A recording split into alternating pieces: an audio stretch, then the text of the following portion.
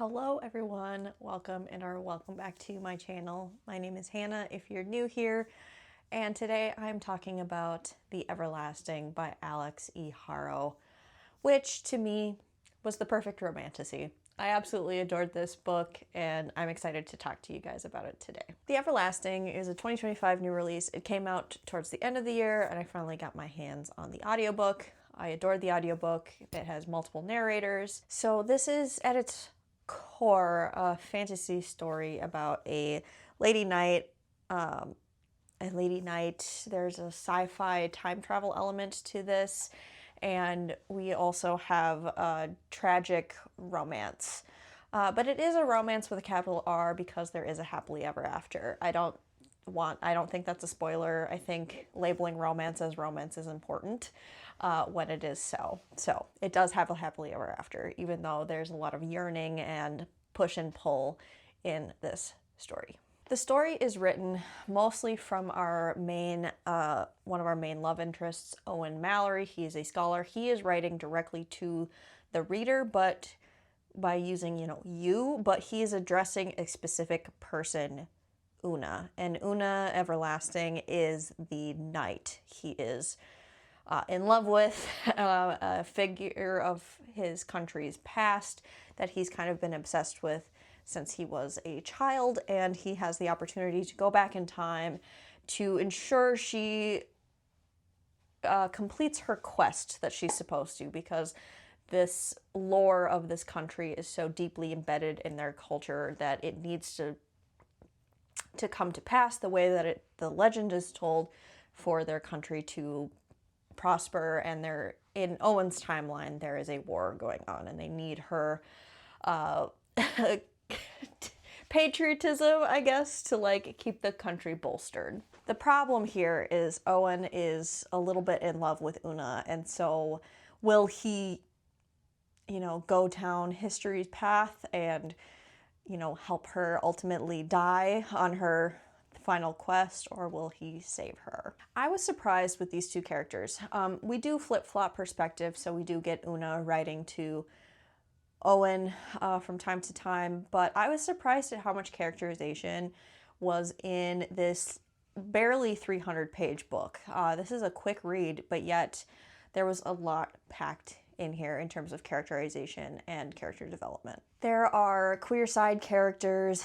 Una talks about being kind of gender fluid, gender nonconforming. She feels slightly like she's got body dysmorphia. She talks about how she's very masculine in her build. She's very strong and powerful, and doesn't always feel like a woman, but she doesn't feel like a man either. So there's that element to this story. I really enjoyed the villain of this story. Obviously not to spoil things, but I thought they were well developed.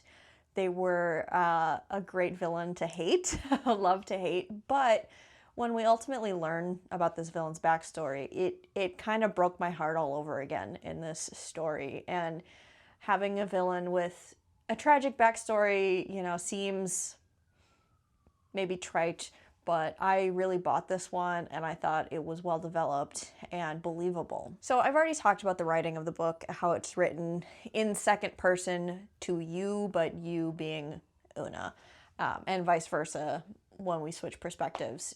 You is Owen. For me, the writing is what ultimately grabbed me and pulled me into this story. I was immediately invested, especially with the direct to reader approach.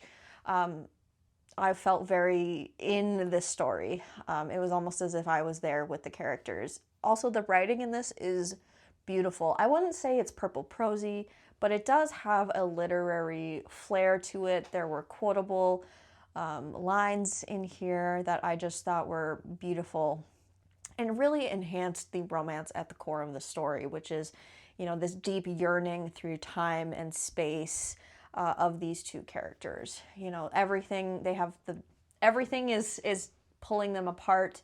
How will these characters get back together? And the way that this was written truly enhanced the reading experience. Sorry, my dog is sniffing me. Hi, can you go lay down? the push and pull and the yearning of these two characters and all of the elements that are keeping them apart, I think the writing really enhanced that storytelling. I did want to say this is very atmospheric on a sentence level. I thought it was very quotable. And I guess one of the things that made me realize about what I like in Romantasy is I like things that are dramatic. I like the high stakes, the high tension, the yearning, the longing. And this story had all of that, especially with the way that it was written. I think this truly is something special. There is a bit of a repetitive nature with the storytelling. We are going back in time multiple times, which can feel repetitive. However, I thought with each repetition, we were obviously learning new things, trying new things to fulfill the prophecy or fulfill the quest as it was written. And it was more of an opportunity for tragedy and for these two characters to continue to fight for their love. I mean, Owen doesn't want Una to die, but every time he has to let her go. And it's just heartbreaking seeing him having to continuously make that decision over and over and over again. And little tweaks he tries to do to save her and the outcome of that. So there is, because it's a time travel story, there is that repetitive nature, but I didn't find that boring in the slightest. I want to talk about Romantasy as a subgenre because on my channel over and over and over again, I keep trying Romantasy and things not quite working. A very common phrase for me is I like fantasy and I like romance, but not often do I enjoy the two together. And there are some exceptions to that rule. I have some cozy fantasy romances that I've been enjoying, but this one felt different for me. And this story opened my eyes to Romantasy and to seeing Romantasy in a different light. Oftentimes I find popular Romantasy books, I'm actually going to read a little bit more of my notes for this section because I want to make sure I'm articulating this correctly. I found a lot of popular Romantasy stories either have a really epic, high-stakes fantasy plot with a shoehorned romance, or an epic romance with enough plot to keep us interested, but the fantasy is just kind of off to the side. You could pull the romance out of the fantasy world and it would still be the same romance story. In my opinion, I think Romantasy is actually a really difficult subgenre to get right, or at least for my personal reading tastes. You have to both have an interesting fantasy and an interesting romance, and how those two intertwine, I think, is an incredibly difficult challenge. The Everlasting was perfect for me. And I think I realized why towards the end of the book. The writing and the fantasy elements of this book ultimately serve the romantic plotline. So the world building, the way that the time travel works, the fantasy elements that were woven in this story ultimately serve the romance. You could not pull the romance out of this story, or you could not pull the fantasy elements out of this book and have it be the same love story. It's and you know, vice versa. Like the two are so intertwined that yeah, it wouldn't be the same story without those elements. It feels like Alix E. Harrow, the author, wanted to write a time travel romance, and that's what she set out to do instead of, and I don't know the approach or the thought process of a lot of Romantasy authors, but for me, it seems like a lot of popular Romantasy authors are like, I just want to write a fantasy with smut in it.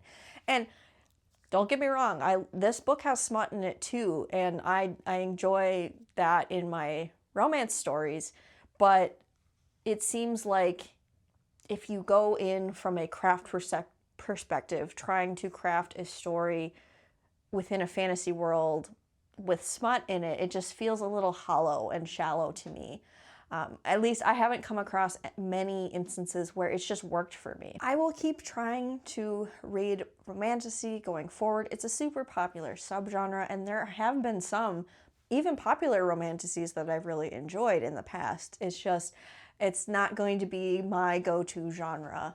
And maybe if I can find more books like The Everlasting that are, I don't want to like label this book so simply as just saying, oh, it's just more literary and highbrow. That's not what this is either. I mean, but if there's other romantasy books like this, where the romance and the fantasy plots are so intertwined that it feels real and like you couldn't tell the story without the other, I would love to know. Do you guys have any suggestions for more books like that? Because this is one of the first ones that I've been able to find. Like I said, The Everlasting was 5 stars. This got me emotional. I teared up at the end. There is a happily ever after, of course. This is a romance. I actually had to take breaks from reading this book, not because I wasn't enjoying it, because I was dreading it being over, and I was really, truly afraid for my characters, and I felt so deeply for them that I needed to take a breather every once in a while from this story. Like I mentioned before, leave any recommendations for other romantasy that have this vibe, if they exist. Leave all your thoughts and opinions in the comments down below. Have you read The Everlasting? Please, I want to talk about this book with more folks. I really, really loved this one. Anyway, thank you so much for watching this little gush fest for The Everlasting by Alix E. Harrow, and I will see you in another video of mine very soon. Bye.